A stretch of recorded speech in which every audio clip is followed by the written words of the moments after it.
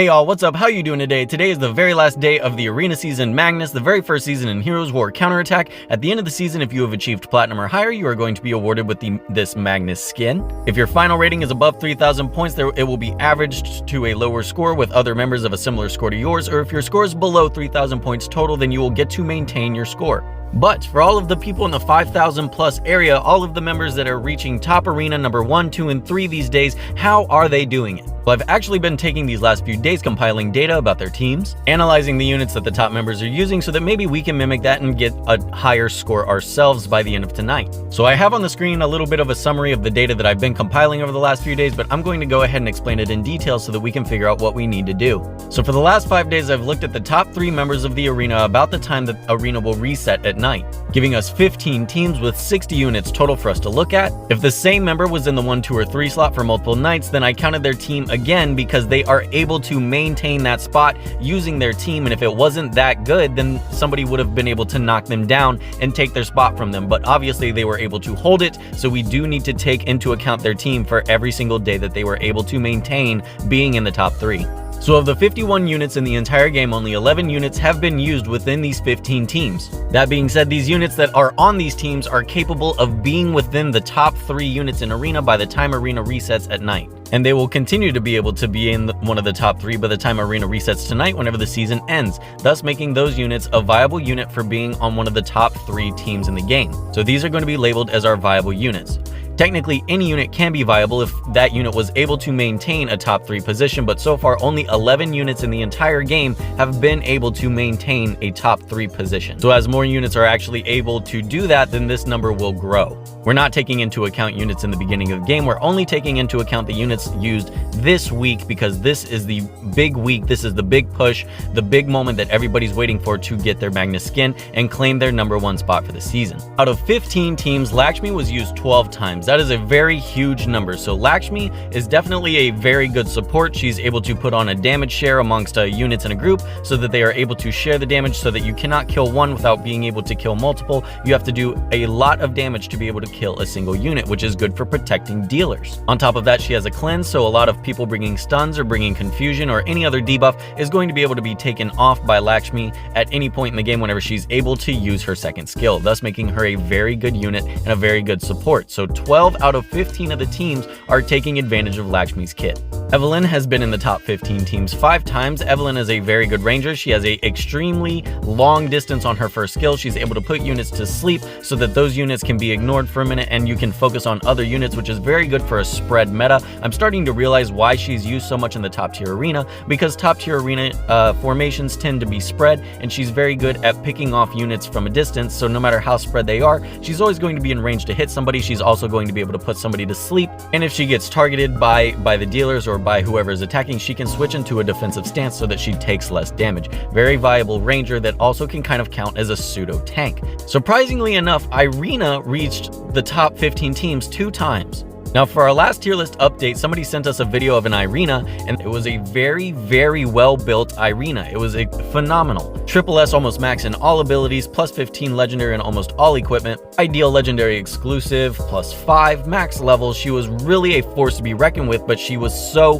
underwhelming in that fight that I can't help but believe it's up to the skill of the player at what makes this unit good, because if she's able to hit top 3 in arena, then she has to be good. So that video, we're going to have to take into account that she was frontlined, and she's obviously a ranger. She's not supposed to be frontline, so maybe we need to reevaluate where she is on the tier list. On top of that, being able to freeze unit, being able to freeze dealers, and just stop people from being a threat altogether for multiple periods of time and with multiple attacks. She's able to do this with her rage skill and with other skills to freeze enemies so that they're less of a threat is very valuable.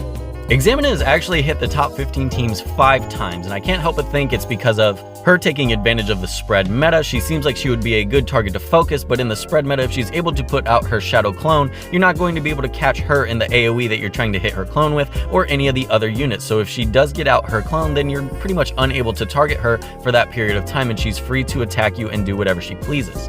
Tala has been used in the top 15 teams 3 times. She is able to provide that crit rate buff, which is very big. The immovable range, once she's fully skilled up, is absolutely ridiculous, and it does a lot of damage. Her multipliers are insane. On top of that, the immovable lasts for a very long time, so if she's able to hit multiple units with that immovable, for example, if she hits a dealer like Trevor or Marissa, they are essentially out of the fight for the entire fight, and she can just pick them off and attack at a time with extremely high damage. So that's probably why she's in the top 3 teams. Trevor needs no introduction. Making all of Comtuous's games, he is a very good unit in almost all of their games. He is a very powerful dealer that is self-buffing, so in the spread meta, if you are able to target him and only him, then 4 units on the other side are going to be able to wedge formation or go in a flank around you to take you out. Or if you did not focus Trevor and he is not debuffed, he's absolutely able to take out all of your units, albeit even tanks like Magnus. He's definitely able to take out tanks with his rage skill fairly easily. He does an extreme amount of damage, and if you put looting on him, he will be able to take out your entire team. Speaking of tanks, we have Magnus hitting a whopping 8 out of 15 teams. To be honest, I'm surprised this isn't higher, because in the top 50 arena, he is an extremely popular unit. He is definitely the gripe of many people on how strong that provoke is. In short, I'm sure he doesn't need very much explanation. It's been talked about many times, but Magnus is able to provoke enemies in an area of effect to force them to first skill him, which can be beneficial to your team as it builds Magnus' rage skill, and the enemies are also being forced to attack Magnus, so it's not going to do too much damage if he's built as a super tank. Counterattack, I'm going to chalk up to he has an extremely useful kit. He's an extremely powerful dealer, but he was also the very first banner that the game came out. So whenever people were whaling on the game, and anyone that wanted to spend a large amount of money at the very beginning of the game to whale to try and maintain a #1 spot, is probably these 3 members that are maintaining a #1 spot. I would not be surprised if they dropped a fairly large amount of money on building their Counterattacks. So they're probably all at maximum efficiency with their builds. On top of that, the kit is very useful, putting an electrical field around himself and allies that can help mitigate damage from area of effect, having such a long range on his 3rd skill that even if he's able to hit someone in front of him, he's able to hit someone on the entire back of the battlefield as well. On top of that, he provides the electric shock debuff and has very high multipliers. It's no surprise that Christopher is also making this lift, but at a very large percentage of 10 out of 15 teams using Christopher, because the combination of Christopher's rage skill of being able to revive all of your allies on top of the rage card that's able to increase your rage bar whenever an ally dies is an extreme combo. So the more of your allies die, the more likely he is to use his rage skill to revive everybody, and then pairing him with Lakshmi. Lakshmi is able to put damage share on everybody again so that they're not able to be so easily picked off one at a time. On top of that, killing everybody and then saving Christopher last can be a very big problem, because as he revives everybody, you have to kill them all again. He gets his rage skill again, revives everybody, you have to kill them all again, and you essentially have to kill a total of 3 teams worth of HP before you're even able to win the battle. Marissa was able to land 1 team by the end of the night. Marissa, even though she is very OU stands for overused, she is in no way OP, overpowered. People are starting to realize that all the work you put into a Marissa, if you would put that exact same amount of work into a Counterattack or a Trevor, then they would be doing a lot more damage than she is able to do, and they are a lot more useful. But she was still able to make one of the top 15 teams 1 time within the past week. Marissa is able to do a lot of damage if she's properly built. On top of that, if she gets her rage skill and combos, the damage she can do from getting a kill with filling up her rage bar, she may be able to kill 1 or 2 units within a small frame of time, which is probably why she was able to make one of the top 15 teams. Maria also barely scraping into one of the top 15 teams. I have to assume it's because of her ability to swap the HP of a target with her own. So if somebody is focusing someone like Trevor, or focusing somebody that is very squishy and does a lot of damage, and if they were able to survive with a little bit of health left, she would be able to swap their HP initially, and then Trevor would be back at full, and then she would be the one suffering the damage. She also has heals within her kit, and she's able to use heals with her rage skill. So very useful, and that's probably why she was able to make a top 15 team. Okay, so now we've gone over all the units that were actually able to make it into the top 15 teams. Now let's examine what exactly they do and why they're there. So we're going to be looking at the units role versus the units used. The total units used being those 60 units that were in the top 15 teams. How many of them were support, tank, dealer, ranger, etc. So a ridiculous number of these units have been support. 23 out of 60, hitting almost 40% of the units in the top 15 teams are support units. It's worth noting 8 out of 60 were tank. That's only 13%, but it is 1 unit that is this tank. So this 1 tank was used 8 times out of a possible 15 times that he could have been used. And that's a pretty big number in of itself. Dealers and rangers are tied at 14 and 15. Those numbers could be interchangeable. If anyone takes the throne tonight and has a dealer or a ranger, it has the capability to shift these numbers. So I have some notes for us to take a look at because as we know, this arena season is ending. We have new units coming in, we have fixes, we have nerfs, we have buffs, and everything is going to be changing very soon. One of the very first things I wanted to bring up is that there is a projected new arena meta unit. It's going to be a unit somewhat like Bernard in Summoner's War, where this unit is able to increase the attack bar of your entire team and make them move even faster than they normally would be able to. Keeping in mind, this unit is also a support, and it's going to be a #1 unit, just like Lakshmi. They are projected to be more used than Lakshmi is. So the amount of used supports could actually go up as Lakshmi has continued to be used, more people are building Christopher, and now this new unit, I would not be surprised if people were running 3 support teams and more than half of the units you saw in the top arena were support.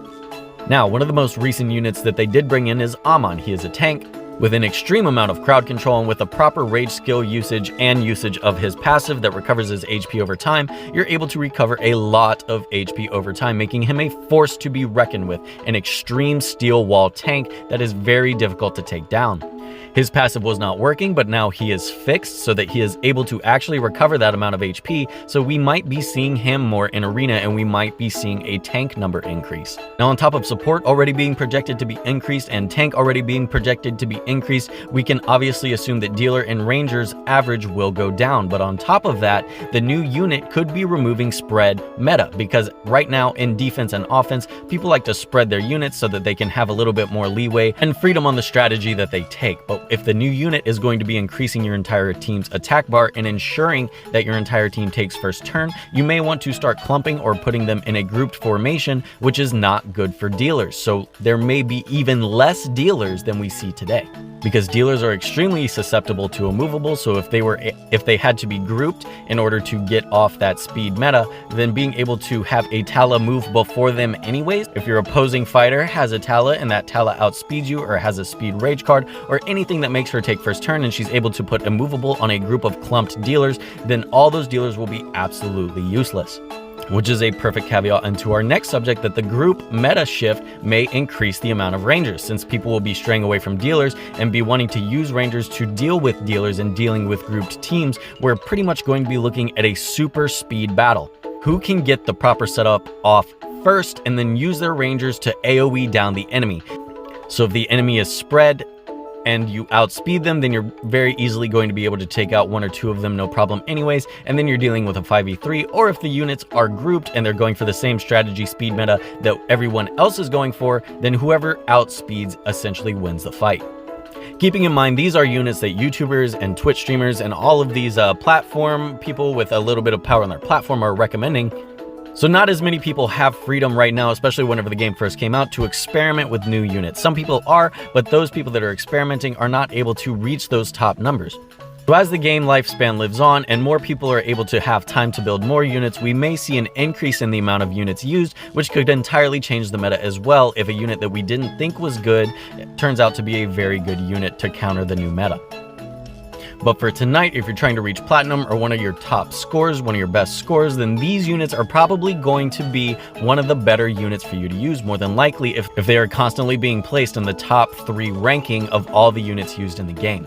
But for today, it is the last day of the season, so if you're trying to reach one of those ranks, using 5 out of these 11 units may be a smart move, since they are so effectively maintaining their spot in the top 3 ranking. I'm very excited to see how the new units affect the meta and how people having more time and more resources to build extra units affect the meta as well. This is also going to be a very good base for me dropping the final version of our tier list tomorrow. It's going to be our Magnus season tier list that, even though there are new units coming out, people will still be able to select some of these units from this old tier list in order to help project themselves for new teams in the future, because there are a lot of new players coming to the game.